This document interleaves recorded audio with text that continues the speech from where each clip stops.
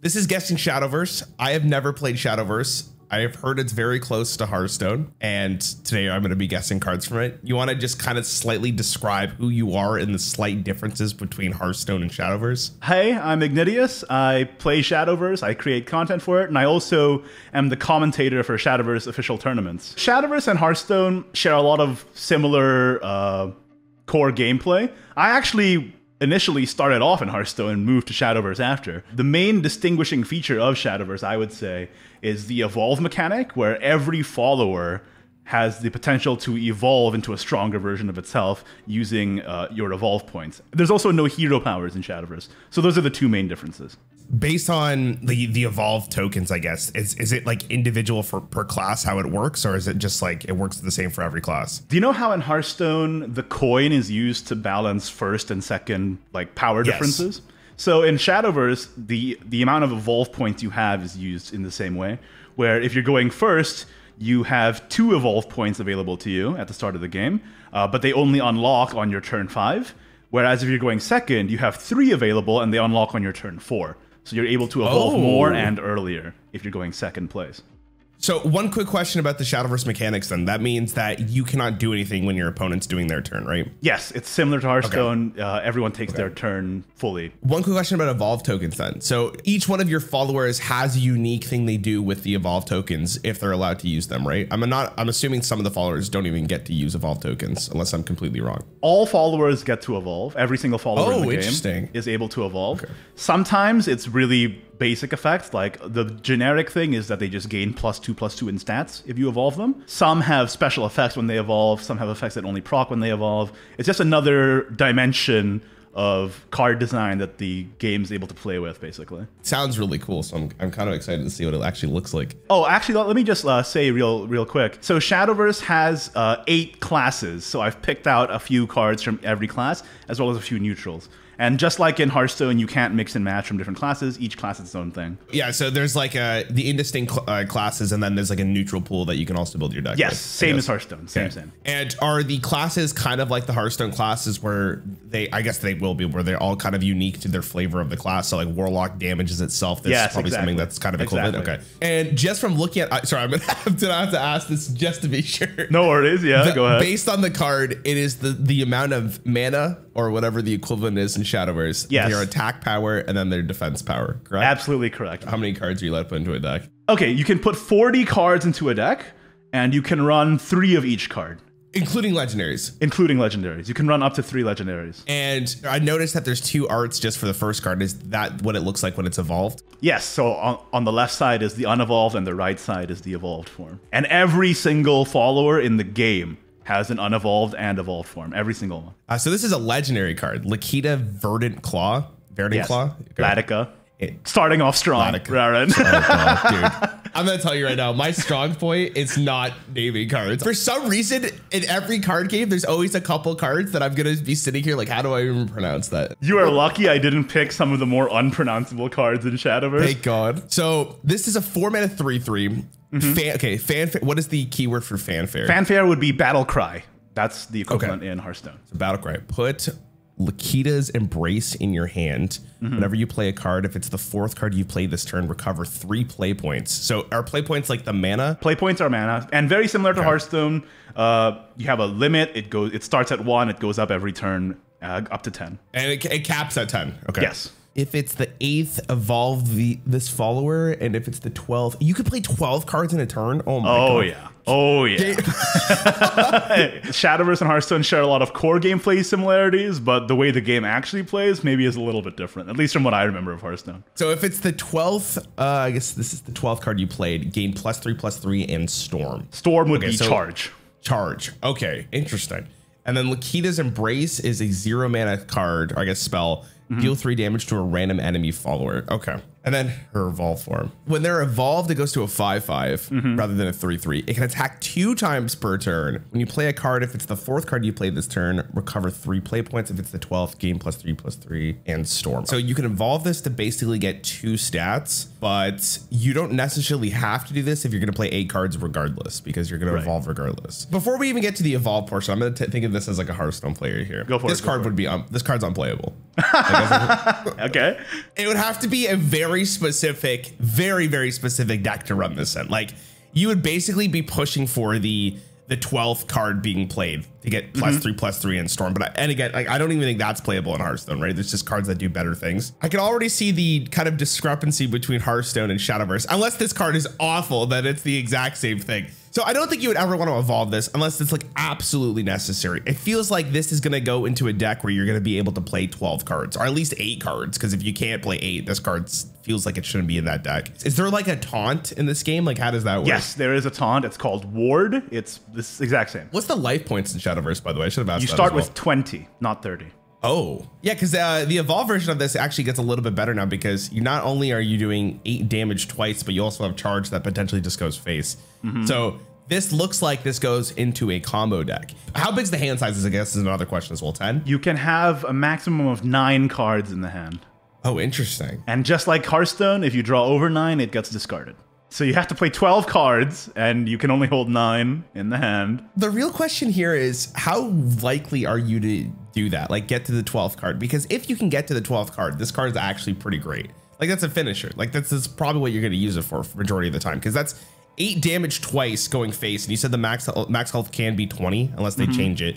Okay, so I'm thinking that this card is good as long as there's a deck that supports it. But if there's no deck that lets you get to the 12th card, this card's unplayable. You are right on the money, sir. You got it in one. So a few expansions ago, here's another thing about Shadowverse that's different from Hearthstone. Sets don't rotate out in blocks. So the standard format in Shadowverse called rotation, it's the latest 5 sets. And when a new set comes in, the oldest of those 5 sets goes out. So it's just in and out every set. Yeah. Okay. So a few sets ago, this was really good in rotation because there were cards that generated 0-cost cards called Fairy Wisps. And of course, you could combo that out, and then Latica could go face for a lot of damage. There were also cards that said stuff like, add 2 to the amount of cards played this turn. Ever since the latest rotation, where some very key cards rotated out of Forestcraft. So this belongs to Forestcraft, by the way. They're mostly known for combos and bouncing stuff back to your hand, kind of like Rogue, I guess. In the latest rotation, a few very key cards got rotated out, alongside a lot of the generators for the 0-cost cards. So now this card is unplayable. All right, Masterful Musician, a 3-mana 3/3, and then when it's evolved, it becomes a 5/5. So Battlecry, I'm gonna just call it Battlecry for the sake go of for this. it. It's fine. Put a glittering gold into your hand. Then, if you have at least 3 glittering golds have been added to your hand, this match gains Storm, so gains charge. Whenever you play a glittering gold, deal 3 damage to a random enemy follower. Glittering gold is a 1-mana card. Restore 1 defense to all allies. So health is defense, I guess, and then you're just restoring 1 health. Okay. Health is defense. Yeah. Quick question. I haven't actually asked this. Can you evolve something in your hand or no? No. So how Evolve works is you play a follower, and you know how usually a follower has summoning sickness when you first play it? Yes. But when you evolve it, it gains the stats, and it essentially gains rush. So it's a way for the person who's on the back foot in tempo to be able to come back in the game. Or if you're ahead, and a follower you have has charge or doesn't have summoning sickness, you can evolve it aggressively, gain more stats, go face. So there's a lot of dimension to it. Yeah, that's a really cool mechanic. Question is, how great is this? So when you play a glittering gold, deal 3 damage to a random enemy follower. Again, I don't know how relevant that is, but from the 2 minions I've seen, 3 health seems pretty common, so that's not terrible. There are other followers and cards that generate glittering golds. I'll give you that as context. Okay, this fits into an archetype then, or some kind of deck, I guess. Maybe not an archetype. There's probably not a glittering gold archetype, but something like this. I don't know. This one's harder because it really depends on how good the glittering gold stuff really is. Because I wouldn't play this just for the card itself. It'd have to fit into a different archetype. There's probably decks in the format where they rely on the board. So if you just have a bunch of glittering golds, you just absolutely steamroll them, and then you potentially get another minion that can just trade into something with the charge, or they just can go face for fun. Really comes down to how good is the glittering gold package, and it's probably decent. In Hearthstone, would I play a 3-mana 3/3 with charge? Let's say it's a 3-mana 5/5 with charge. But yeah, I would probably play that. That's pretty good. Okay, I would feel like this card's probably decent, but honestly, there's probably cards that just do stuff better than this. But I'm a little skeptical on this glittering gold package here, because dealing 3 random damage to an enemy follower can be very impactful if you have enough.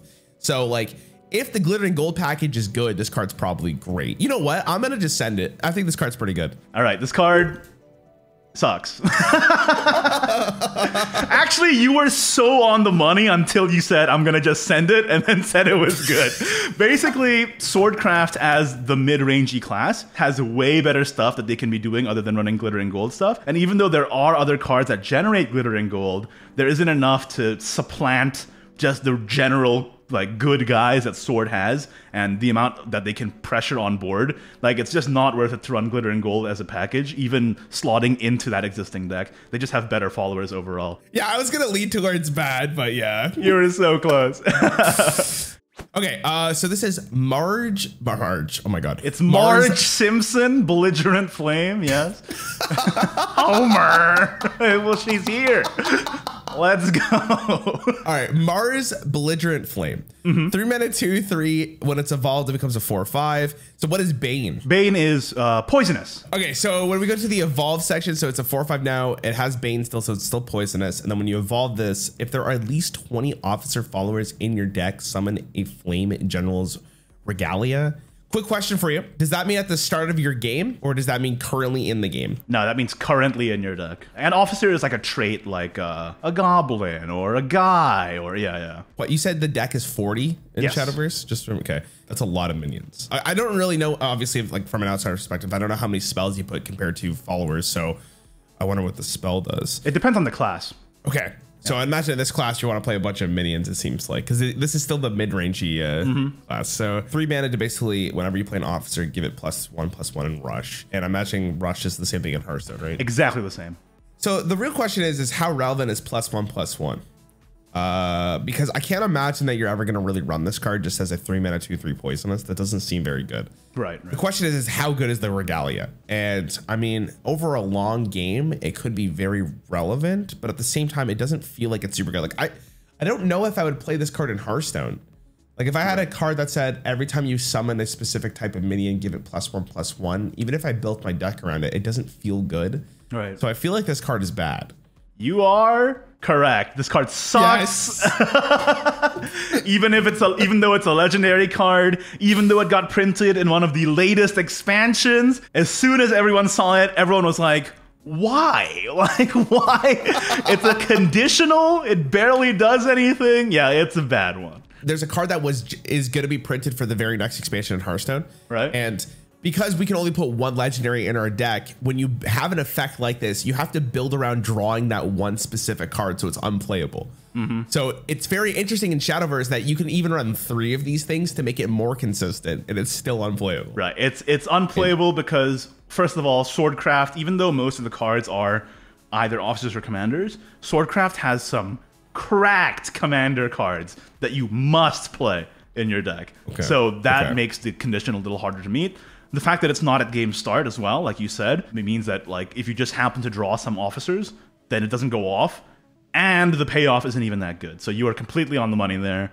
Let's go. You got it 100% correct. We're done with Forestcraft. We're done with Swordcraft. Now we're going to take a trip into Runecraft, which is, I guess, Mage is the equivalent. So we're back to saying words out loud. It's Juno. What is that? Atalier? Juno, Atalier, Alchemist. So this is a 4 mana 3/4. When it evolves, it becomes a 4 mana 5/6. So what is Fusion? Fusion is once per turn. Like if you have a Runecraft follower in your hand, you can have this card absorb it to activate the effect. So you lose the card, but the effect on this activates. And it's from your hand, so you don't have to play it. Okay. Yeah, so it's like discarding a card to get a benefit in a sense. Essentially, yes. And then this also has a Battlecry, which is Earthright. I guess that's what it's called. Earthright is a mechanic. You can see that Magic Sediment is an amulet that's an Earth Sigil. So Earthright, what happens is you consume an Earth Sigil from the board to activate the effect. This class is one of the more complicated ones. Give your leader the following effect. The leader is your hero. The leader is your hero, yes. At the end of each player's turn, summon a Guardian Golem. This effect is not stackable and is removed after activating 3 times. Okay. So the evolved is a 5/6. I'm imagining it just has the same effect. Yeah, there's no additional effect on the evolved form here. This is a very unique card because it feels like you're putting this card into a deck that needs, I guess, the Earth Sigils to really work. The Guardian Golem might actually be very relevant getting a 3/3 taunt is probably pretty great, even because your health is so low. If I play this card and I don't have the Earthright ready or like an Earth Sigil ready to actually activate, it doesn't activate the fanfare. Okay, again, I'm gonna take the Hearthstone approach here because it feels like it works really well. Go for it. I don't think this card would see play. The idea of discarding a card is a really big deal. So you'd have to have a ginormous payoff for you to discard cards pretty frequently. That always seems to have problems unless the effect is absolutely insane. This effect doesn't feel very great. It feels very lackluster.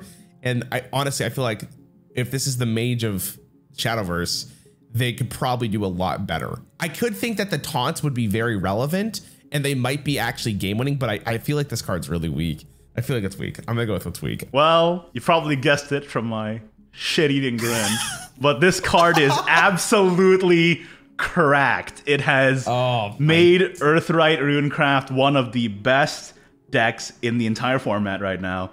And I'll explain to you why. So the Earthright archetype right now has a lot of burn damage where cards say like Earthright deal damage to the enemy leader, for example. The deck runs a lot of followers that generate a sediment. What Juno essentially does is takes that follower and makes it 0 cost. You absorb it, but you summon a sediment anyway. Does that make sense? So the follower that would be used to generate a sediment is now just used as fusion fodder for Juno. Also, the Earthright effect, summon a Guardian Golem at the end of each player's turn, that's very key. It actually summons at the end of your opponent's turn as well. So it summons at the end of your turn, 3/3 taunt. It has summoning sickness. So okay, that's kind of whatever. But when it summons at the end of your opponent's turn, when it switches back to your turn, it doesn't have summoning sickness. So it essentially summons a 3/3 with taunt and charge on the second activation, which is more burn damage for the deck. And remember, in Shadowverse, you can evolve any follower. So that follower has charge. You have burn in your hand. You can evolve that follower to deal 5 for 0 cost, essentially. It unbricks your hand. It generates you sediments that you can use for burn damage, and it gives you a charged follower that does a lot of damage as well. Okay, yeah, when you explain it like that, it's really good. Also, I made a crucial error here. When you said that you basically just use like cards for magic sediment fodder, like just for fusion, it's basically cheating mana. Right, and usually cheating mana is really, really good. I didn't even think about that. So this one was a tricky one. I picked this one in particular because it sort of shows like the difference between like Hearthstone discard and Shadowverse fusion.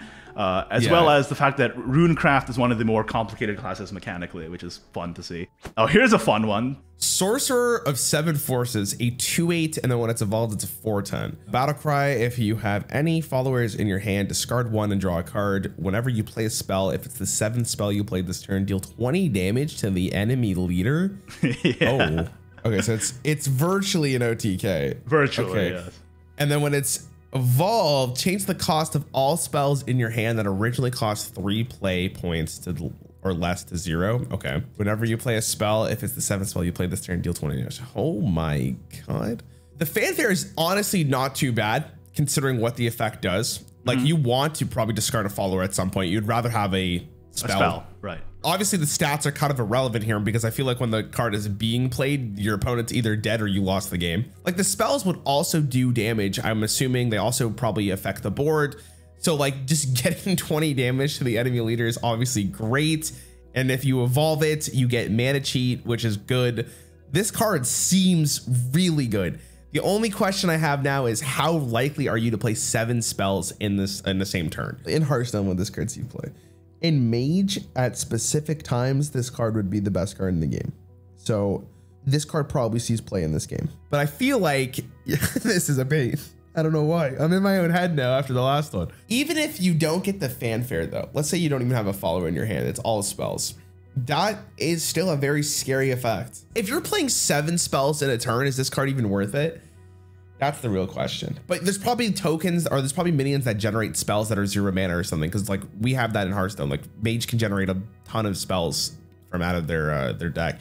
I don't know. I feel like if there's a deck that supports this card's really strong. Like it really comes down to if there's an actual deck that supports this. Otherwise it's unplayable. Is that your final answer? That's the final answer. The true answer is this card sucks. It's awful. No matter what, basically. Believe it or not, Runecraft has better OTKs that it can do earlier than this if all the stars align, and those decks are more consistent than this deck would be. So you have to run almost all spells in your deck for this to work. You'd have to draw this guy exactly on time, and that's not considering all the damage that your opponent's doing to you while you're trying to draw the pieces. So not only is it inconsistent, there's better options, but there's also counterplay, and it's really expensive, and the whole deck has to be built around it. So this card ends up being really bad. It's fun. It's a fun meme to pull off once in a while. It's good in a highlight video, but it's not good at all in general. It's good in a highlight video. Dude, that's the Hearthstone classic right there. Next card. Dragon Folk Stoker. Okay, so a bit of context here. Dragoncraft is the class in this game that ramps. So, like Druid, I guess. So it starts as a 2-mana 2/2, and then it's a 2-mana 4/4 when it's evolved. Fanfare, if Overflow, so Overflow is another... Overflow just means if you have 7 mana total or more. So if you have 7 or more mana, gain +1/+1. Whenever this follower's attack or defense is increased by an effect, deal 3 damage to a random enemy follower. So I'm imagining the Fanfare procs this effect, right? Yes, the Fanfare does proc this effect. Yeah, you could ramp in this class. And again, I'm going to compare this to Druid. This card will not see play in Druid. If I'm ramping, dude, I'm looking for bigger effects than this. Like this is not it. Like I'd rather play like a 7-mana card than play this, I guess. So it really comes down to how often can you change the stats of this card. And is dealing 3 damage enough to random enemy followers for this card to see play? I don't think so.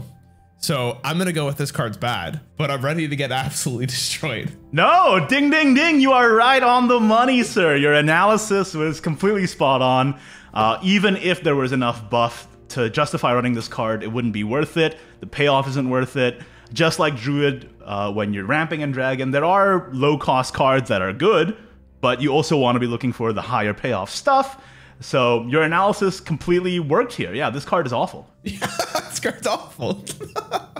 All right, speaking of big guys, the next one is also in Dragoncraft.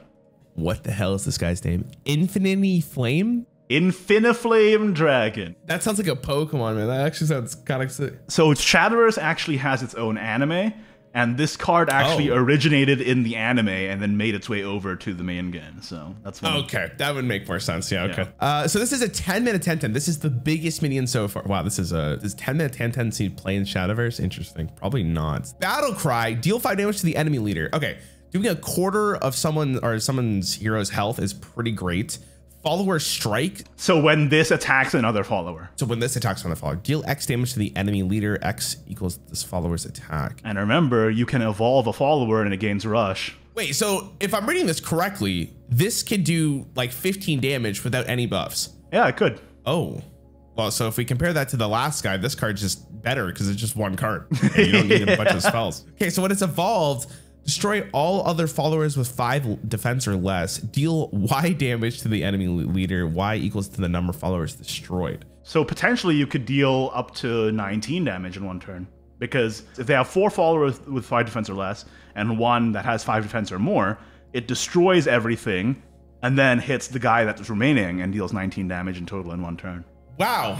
And this isn't a class that can ramp. Yes. I don't know if this is cheating, but for those ramp cards, are the ramp cards that give you more than 1 mana? There's no nourish. They all give you 1. Interesting. Okay. But there is a wild growth equivalent in this game, and it did not get nerfed to 3 mana. It's still at 2.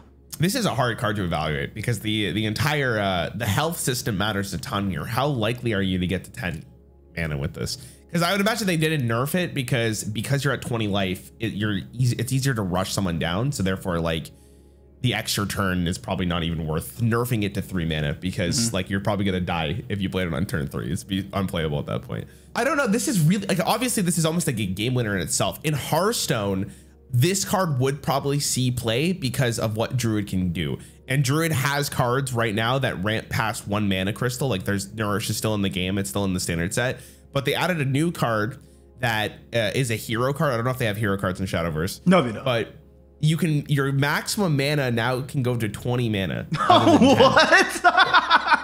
That's crazy. And that card on its own would probably make this card playable. So in Hearthstone, this card would see play But Hearthstone obviously has 10 more life and your deck is a little bit more consistent because you have 30 cards. I would imagine if you can get to 10 mana consistently without dying, if there's ways to like restore health in this class, this card's amazing.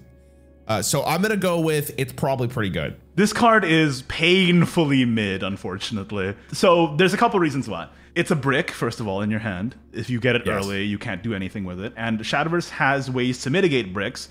There's a mechanic called Accelerate, where you can play a card for a cheaper cost, but it's not a follower, it becomes a spell and it does a different effect. Secondly, it only can deal a lot of damage on follower strike if you evolve it when you have 10 play points.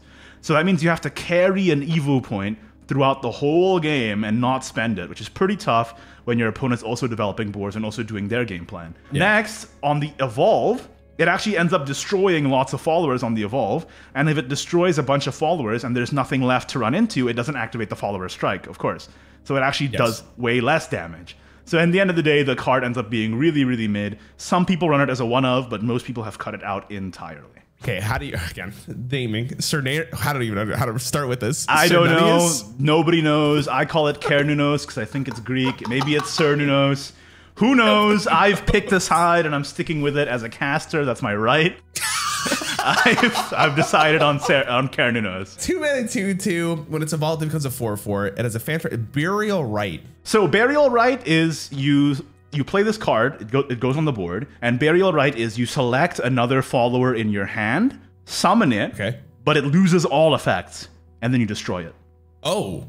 It's basically discard with more steps, but it also gives you a shadow. So when a follower dies, or when you play a spell, or when a card is discarded, it gets added to your shadow pool, and you can spend those shadows. And you spend it through Necromancy. So like if a card says Necromancy 4, for example, it'll activate that effect, but it'll consume 4 shadows. And I already noticed reanimate before I even read this line. Is that just same stuff? It just summons a thing that has died that costs that much. So Battlecry, if you spend at least 20 shadows to perform Necromancy this match, reanimate 10. And then when you evolve this, it's reanimate 4.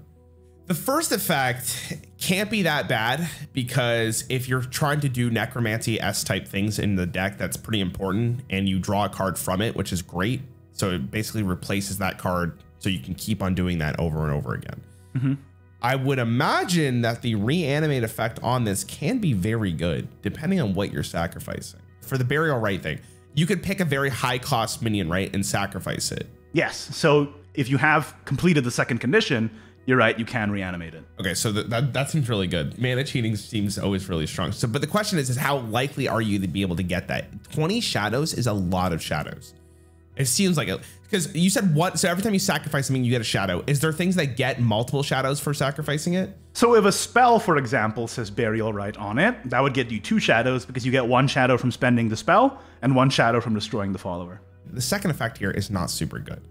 Well, it's not that it's bad. I feel like it's just way too slow. But when you evolve it, then it gets a lot better because 4 compared to 10 is like, I mean, that's a huge change in, I guess, the mana cost you can summon. The benefit of this is that you no longer have that condition of if you spend at least 20 shadows, it looks like, right? When you evolve, it just goes to reanimate 4. Yeah. Which is really good because that probably gets a little bit overwhelming if you don't answer this very, very quickly. This is a card that just, it's almost like an infinite value engine in a sense, as long as you can keep sacrificing stuff. Oh, remember, the fanfare only activates once when you play it. It's like a battle cry. Oh, sorry, my apologies, my apologies.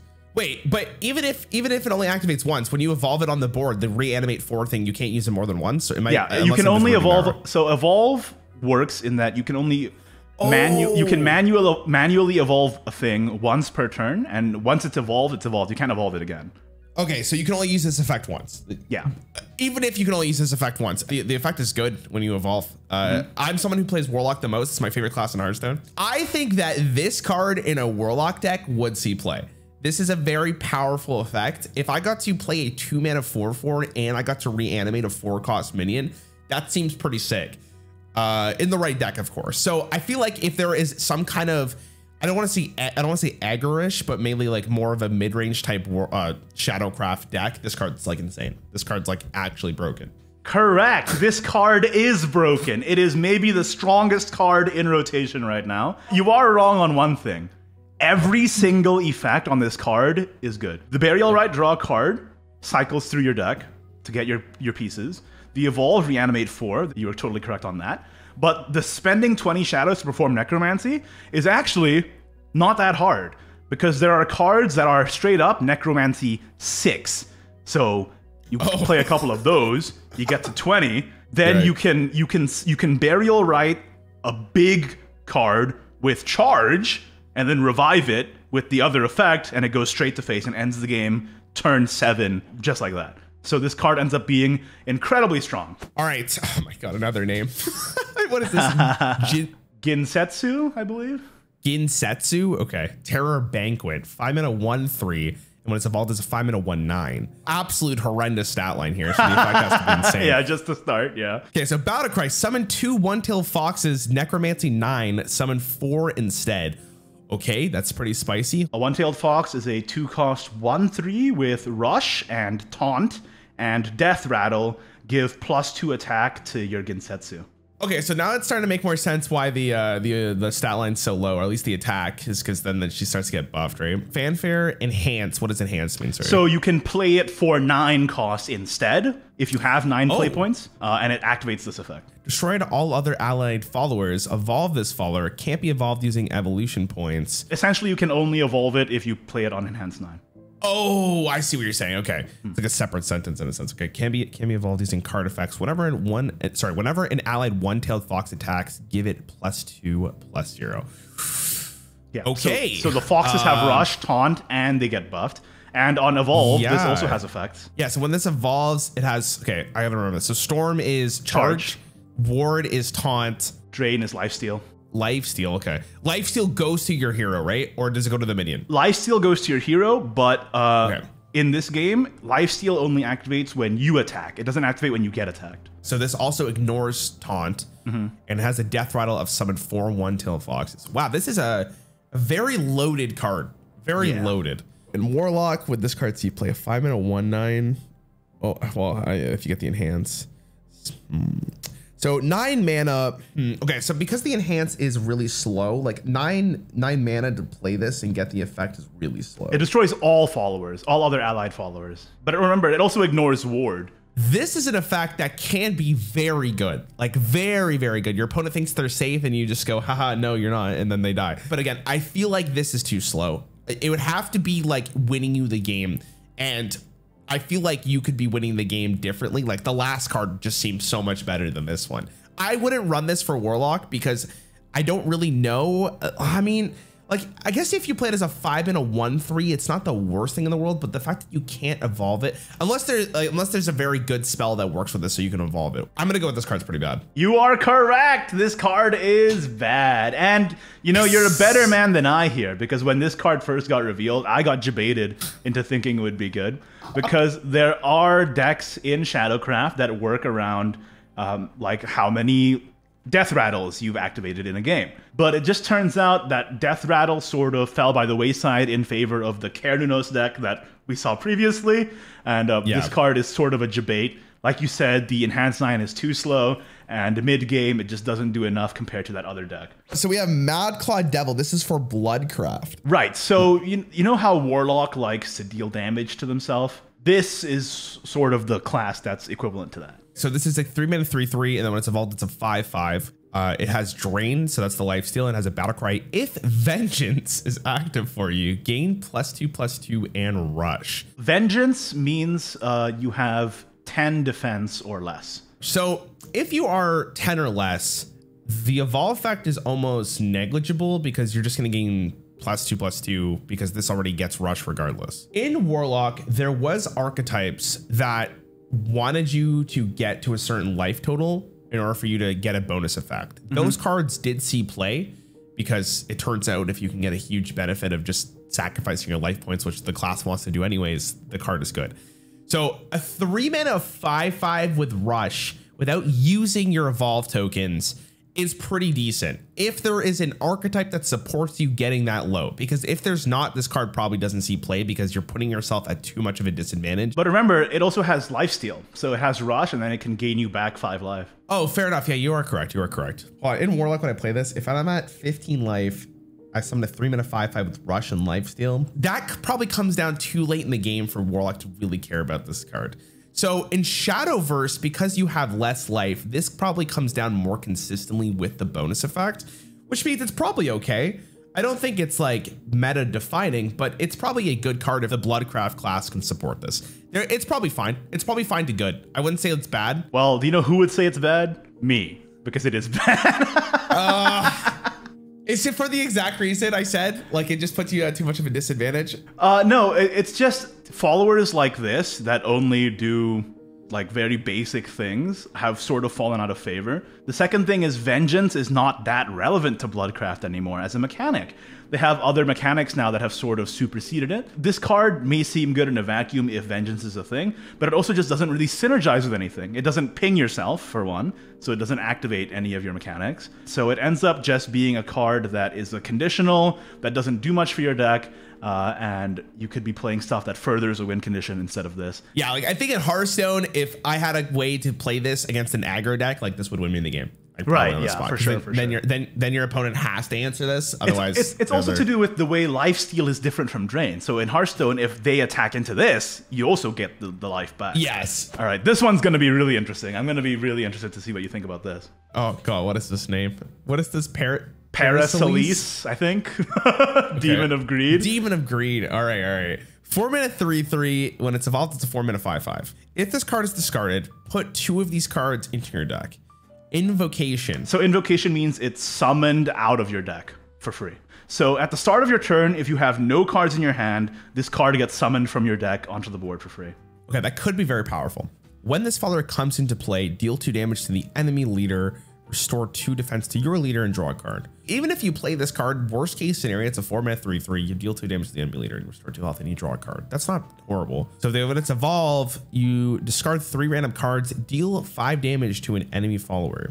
And it's not random, so you get to pick. So quick question for you, because Hearthstone has this. If a card says discard 3 random cards, but I play it, and I don't actually discard 3 random cards in Hearthstone, the effect still goes off. So you mean like if you only have 2 cards in your hand, for example? Yes. Yes, it would still work. It would still work. Okay.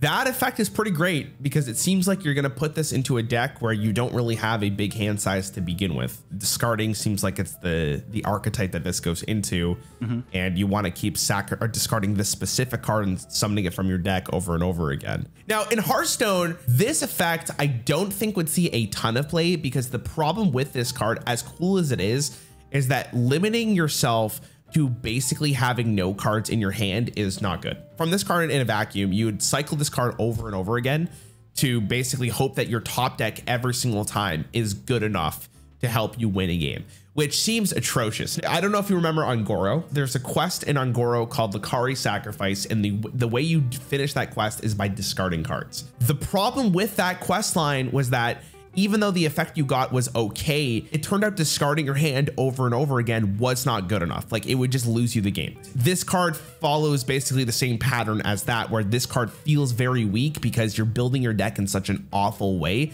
that even though this card has a really powerful effect, this is not going to win you the game on its own unless there are very specific cards that interact with this effect that can win you a game with it. So I'm going to go without knowing the rest of the deck. This card is probably unplayable, if not just like bad, but I don't expect it to be good. Well, this card is actually really, really good. God dang it. So a couple of notes. Again, in Shadowverse, you only have 20 defense, and this goes in a very, very aggressive deck. So you're constantly playing burn spells, small followers with charge, and other ways to deal damage to the enemy leader directly. And then once you have a hand of 0 cards, this gets invoked, deals 2, restores you, and actually draws you a card. So you actually, at the beginning of your turn, then end up drawing 2 cards. So you just re-up on more aggro cards to play.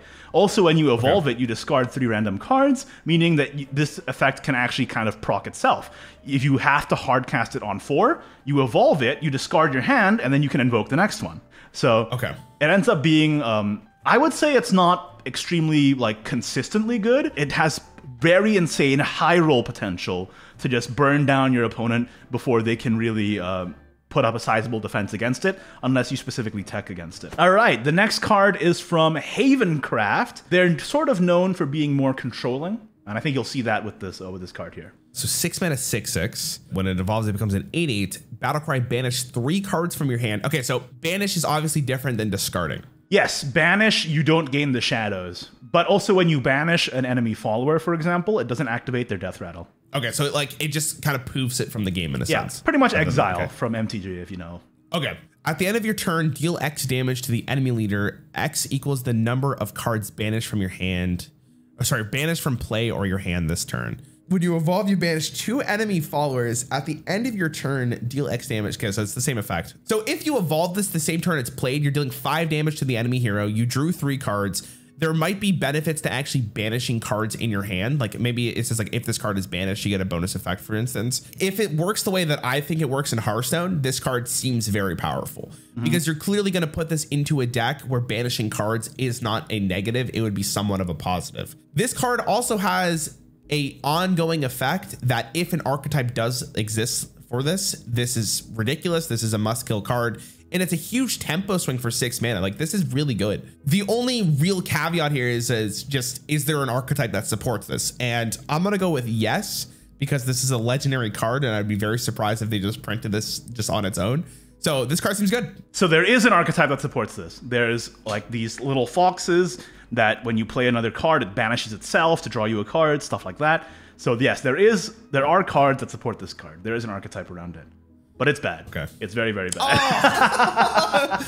Oh. There are cards that do a similar amount of tempo swing without the downside on 6 for this class. There is a very controlling archetype within this class, but it doesn't make room for any of the banish package at all. It just goes full on control, full on heal, and all the banished stuff ends up falling by the wayside. Yeah. That card's like, it's either like really good or really bad, right? It's hard to do the in between because it relies so much on the archetype to be good. This one is a fun one. Okay, here we go. Wielder of the I love the artwork on this card is like strictly out of Yu-Gi-Oh. All right, 1 mana, 1/1, and when you evolve it, it doesn't gain any stats. Interesting. So during your turn, when this card is added to your hand from your deck, change its cost to X and reveal it. X equals a random number between 2 and 10. The Battlecry, change this follower's attack defense to Y. Y equals the cost of this card. Okay, so the stats change based on what the cost is. Okay. Another fanfare is randomly activate Y of the following effect. So the higher cost it is, the more effects it activates, basically. Interesting. So you can gain taunt, gain charge, gain Bane. What was Bane again? Sorry. Poisonous. Gain the ability to evolve for evolution points. Okay, that's pretty good. Restore 4 defense to your leader. Recover 2 play points. So to recover 2 mana. Deal 3 damage to all your other followers. Deal 2 damage to the enemy leader. Destroy a random enemy follower. Draw 2 cards. Okay. Before we even get to the evolve effect, this card's really weird. If this is a card in Hearthstone, this is what we would call a content card, where the card is so unreliable that you wouldn't put it into a deck. But God, if you're gonna make a YouTube video, this is the card you're putting it. Because this is the card that's like, holy crap, like look at the high roll on this card, right? But one question to ask, can it gain the same effect more than once? No. Oh, that may actually skew my opinion here. So when it's evolve, banish 10 random cards from your deck, put 10 Wielders of Cosmos into your deck. So it clones itself, yeah. Okay. It's a weird one. This is a really hard card to evaluate too. Like this is not an easy one. This is so, because they really, like what is, there's so much to consider here. The way that I'm going to evaluate this card is I'm going to just go to the average and see how good the average would be. So let's go to 6. 6 mana seems around where the middle point would be. Gaining taunt is good. Gaining poisonous is fine. Gaining charge is great. Gain the ability to evolve for, I mean, if you got that one, that's even potentially better depending on what deck you're playing, but you may not want to use it. So you would get rush, but you wouldn't gain anything else. You would just basically banish 10 cards from your deck to put 10 more of these into your deck. Restore 4 defense to your leader. It was fine. Like most of the effects are pretty positive, right? And you're not forced to evolve this card unless you really want to. So it would depend on the game state. I don't know, like this is a weird card because it could be very impactful, right? Like it could be insane. Even as like a 10 mana 10/10, if you got every effect there, it's pretty good. The problem with this effect is that it's so unreliable. Like you can't play around it. You're basically praying that this card ends up working out for you majority of the time. In a vacuum, this card's probably like off meta. Like it's not bad, but it's not like you want to put this in a high level deck, I guess, or like a tournament deck. Yeah, kinda. I would say it's sort of like in the in-between. So you basically got it. It's sort of in the in-between between off meta and on meta, because some people do run it in their deck because it's sort of an infinite value engine into the late game. And you have other cards to sort of get you there in Portalcraft. And like you said, most of the effects are positive. It is random, but often you honestly want it to cost more so you can get more of the effects off. So I would say it's like pretty middle of the road. So yeah, I would say like it's on the good side of middle of the road. So I would say you pretty much got it. Yeah. All right, let's go to neutral, I think, right? Okay. Yeah, this is neutral. So this is Marabane, great one. The community saw this name and decided to just call him Jerry, which I think is very funny. Jerry. So okay. Everyone just calls him Jerry. It works out. Okay, so this is a 6-mana 5/5. When it's evolved, it is a 7/7. Fanfare, banish all duplicate cards in your deck. Then, if you have at least 20 cards in your deck, give your leader the following effect. At the end of your turn, if any allied followers that cost 6 play points or less are in play, deal 5 damage to a random enemy follower. And then, if any allied followers that cost at least 6 play points are in play, deal 3 damage to the enemy leader. And then when you evolve this, you put the Great Testimony in your deck, okay? Into your hand. 0 mana, destroy an enemy follower. If you have at least 20 cards in your deck, deal 3 damage to the enemy leader. Okay, that's pretty good. So essentially, it's made for Highlander. I know Hearthstone has experimented with Highlander. So the fact that it banishes duplicate cards in your deck means that you don't have to run purely Highlander. You just have to run enough Highlander so that you can proc the effect, essentially.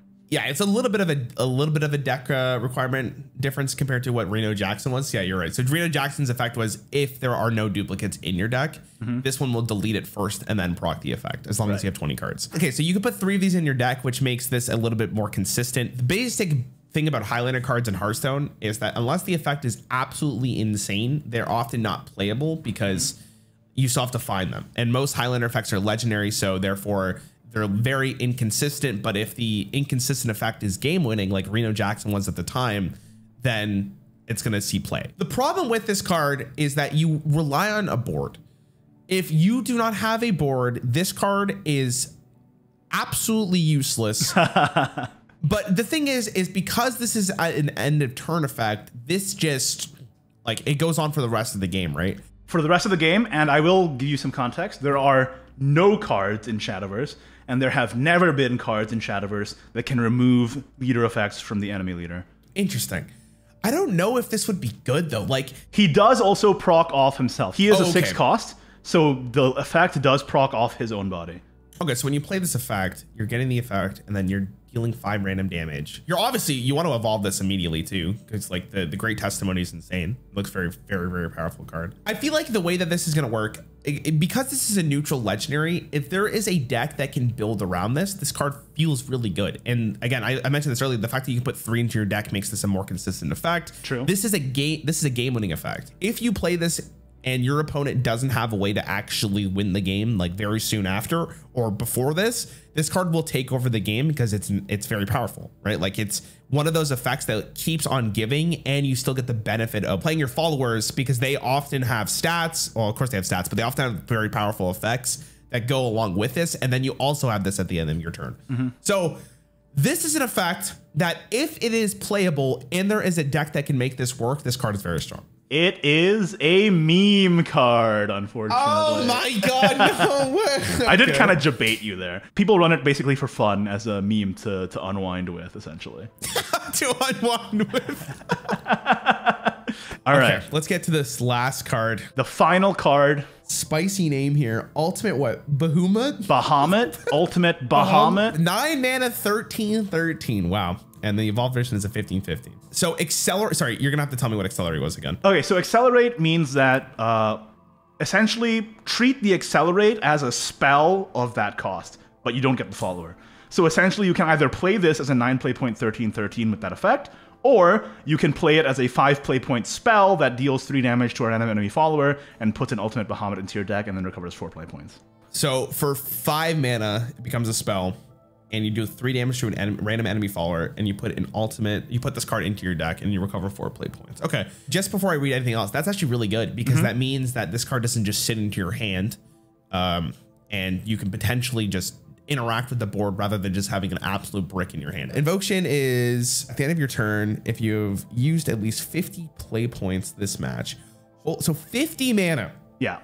You invoke this card, then banish cards from your opponent's deck until they have 5 cards left. In Hearthstone, when you get down to no cards, you start taking damage, right? In Shadowverse, if you have no cards in your deck and you draw, you instantly lose. And then the battle cry is destroy all enemy cards. Okay, well that seems great. Now, when you see destroy all enemy cards, does that mean literally all their cards? Like all their cards are gone? So on the board, that means on the board. On the board, All their I have to make followers, sure. but it also counts amulets. As you can see, it says cards, not followers. So if they have amulets, it also destroys those.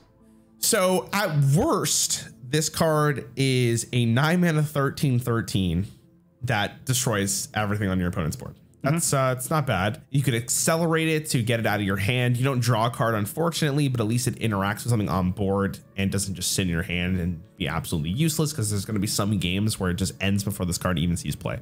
The invocation there, or invocation, is really, really interesting. That's a really crazy effect, and I don't know how often you're going to really get to that effect, but this is a card that is really, really good against certain archetypes. If they're playing a late game, like attrition control deck, this card can win you the game on its own. So I feel like this is what I would call like a tech card would be a really good example of this. You would put this card into your deck if you feel like you need a win condition against slower decks. The invocation is insanely hard to get to. I can't imagine how long it takes to actually play 50 mana in a game. That seems like a lot. So I don't think this card's very good, but I think it's very good against specific archetypes. That would be my final answer. It is actually a very good card, and oh my God, you're so close. It's not that decks that play against control decks play this card, but control decks play this card. They end up spending the 50 mana, and they just have to survive and wait you out, basically.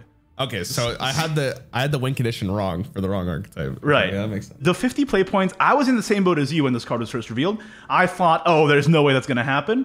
But it turns out, because the Accelerate 5 recovers 4 play points, that still counts as you spending 5 play points. So you end up practically spending 1 play point, but for your win condition, spending 5.